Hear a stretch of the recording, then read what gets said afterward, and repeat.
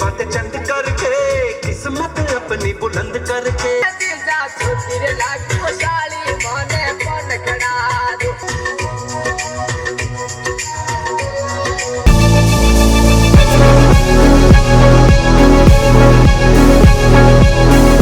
Hello दोस्तों, welcome to the new vlog. तो ये है मेरा शादी के बाद वाला व्लॉग जिसमें मैं विदा होकर अपने ससुराल जा रही हूँ। और इस व्लॉग में मैं आपको बताऊंगी कि किस तरीके से मैंने अपने घर में पहली बार प्रवेश किया और किस तरीके से मेरा वहाँ पर स्वागत किया गया और बाद की रस्में की गई। शादी के बाद जब हम रवाना हो गए थे मेरे ससुराल के लिए तो सुबह के 8 बज चुके थे और अब मैं अपने शहर से विदा लेकर नई जिंदगी में एंट्री कर रही थी। अपने बचपन के बिताए हुए शहर से जाते हुए थोड़ा तो अजीब लग रहा था, लेकिन मेरे लिए ये पल बहुत खुशी का भी था और इमोशनल भी। मगर इस बात की खुशी थी कि अब आशीष और मैं एक नई जिंदगी को जीने जा रहे थे जिसका सपना हमने सालों से देखा था।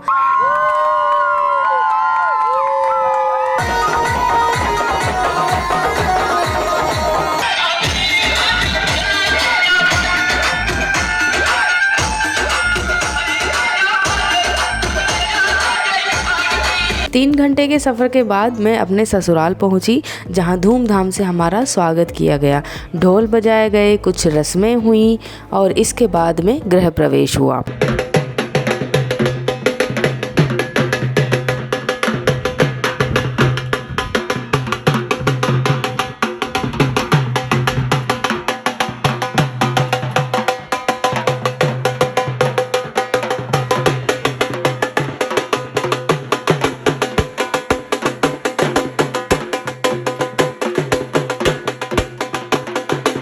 घर के मेन गेट को सुंदर सुंदर फूलों से सजाया गया। मुझे ये सब बहुत अच्छा लग रहा था।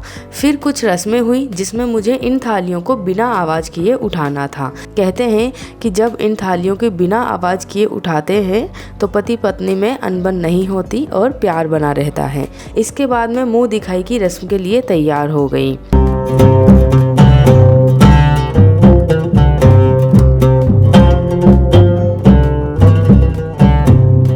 फिर अगले दिन अंगूठी निकालने की रस्म हुई जिसमें एक बर्तन में पानी भर दिया जाता है, हल्दी डाल दी जाती है और कुछ और भी चीज़ें डाल दी जाती है। रिंग सेरेमनी वाली एक अंगूठी डाल दी जाती है और दूल्हा दुल्हन में से जो भी पहली बार ये अंगूठी उठाता है ना, तो ऐसा समझा जाता है कि ज़िंदगी भर उसी के डिसीजन चलते हैं और लाइफ में उसी की आगे चलती है।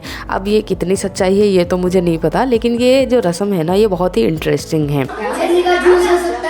कोई प्रॉमिस मांगना हो वो भी हो सकता है, वो सारी चीजें। वचन सही बात है। कोई डिमांड कि भाई ऐसा ही होना चाहिए, ऐसा करना।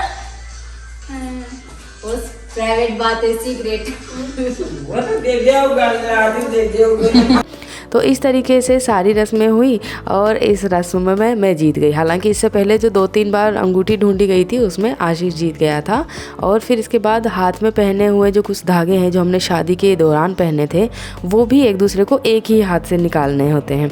मैंने तो आशीष के एक ही हाथ से निकाल दिए थे, लेकिन मेरे वाले जो धागे बंधे हुए थे ना उनकी गांठें बहुत टाइट बंधी हुई थी। लेकिन इस बहाने हम दोनों ने बहुत अच्छे से इन चीज़ों को एंजॉय किया।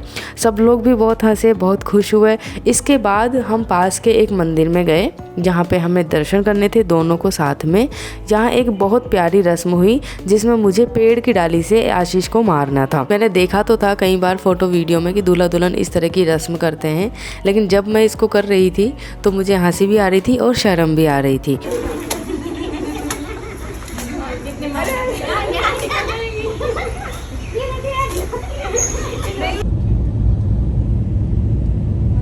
इसी दिन हम घर के देवता को ढोकने गए। ये वही मंदिर है जहाँ पर हम ना अभी जनवरी में ही आके गए थे और पता ही नहीं था कि भगवान का आशीर्वाद ऐसा मिलेगा कि 4 महीने बाद ही हमारी शादी हो जाएगी। मतलब 4 महीने पहले हम दोनों यहाँ पर नॉर्मली घूमने आए थे फैमिली के साथ और आज हम पति पत्नी बनकर देवता को ढोकने आए थे। इस दौरान बच्चों ने खूब मस्ती भी की। हेलो गाइस, हम जा रहे हैं मौगी के बालाजी क्या और हम लोग अभी 3-4 मिनट में पहुँच सकते हैं शायद। और देखिए पीछे को दिखाना। हमारी अम्मा और मैं और मेरी बहना और हम लोग पार्टी कर रहे हैं। तो एक टंकी तो है ना सब। हाँ दिख गया। उसके ना आगे एस और पी लिख रहा है ना। हाँ शादी के बाद सबसे पहले मौलगी के बालाजी ढोकने के लिए आए हैं। यहाँ पे एक चबूतरा भी है जहाँ पे देवता के हमने दर्शन किए। और हमारे साथ में आई हैं मौसी जी, आशीष जी की मौसी जी हैं, वो कोटा रहते हैं। हम तीनों यहाँ पे दर्शन करने आए। मौसी जी के आशीर्वाद से हमने यहाँ पे दर्शन किए और बहुत ही अच्छी जगह है। इससे पहले जब मैं आई थी तो शादी से पहले हम दोनों आए थे और बालाजी ने ऐसा आशीर्वाद दिया कि दूसरी बार हम जोड़े से साथ में आए।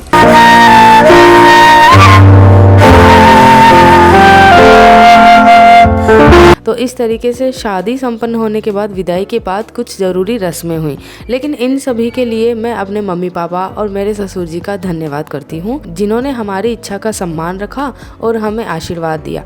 इससे भी ज़्यादा खुशी की बात मेरे लिए ये भी थी कि मेरे भाई ने इस शादी में अपनी नींदों को एक तरफ रख दिन रात मेहनत की और जैसी मेरी इच्छा थी वैसी तैयारियां की। मेरे लिए खूब बढ़ चढ़ कर काम किया। उसकी पूरी इच्छा थी कि सारे वो काम हो जिसमें मैं खुश हूँ, आशीष खुश हो। इसके अलावा मेरे भाई के दोस्तों ने भी मुझे अपनी ही बहन समझकर खूब काम करवाया। शादी में बढ़ चढ़कर आगे से आगे मेरे भाई के साथ सभी दोस्त खड़े रहे। सभी भाइयों को दिल से धन्यवाद और जो भी मेरी शादी में आए सभी मेहमानों को शुक्रिया। ख़ास तौर पर हैदराबाद से आई मुस्कान, जयपुर से आया अमित और चूरू से आए अंकिता योगेश को दिल से थैंक यू।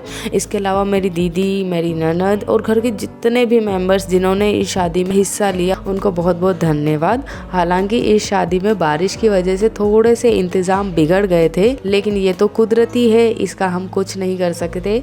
प्रकृति जब जो चाहे वो हो सकता है, उसमें इंसान कुछ नहीं कर सकता। हाँ, उसकी जो तैयारियां हैं वो थोड़ी फीकी पड़ जाती है, लेकिन हम लोगों को साथ में रहकर कोऑपरेट करना चाहिए। ये जो परेशानी है ये नेचुरल है। बारिश, सर्दी, गर्मी से हम कभी नहीं बच सकते और बारिश तो ऐसा है कि कभी भी हो सकती है। ये तो मई का महीना था, सोचा भी नहीं था कि इस तरीके से बारिश हो जाएगी। बहुत अच्छे से ये शादी संपन्न हुई।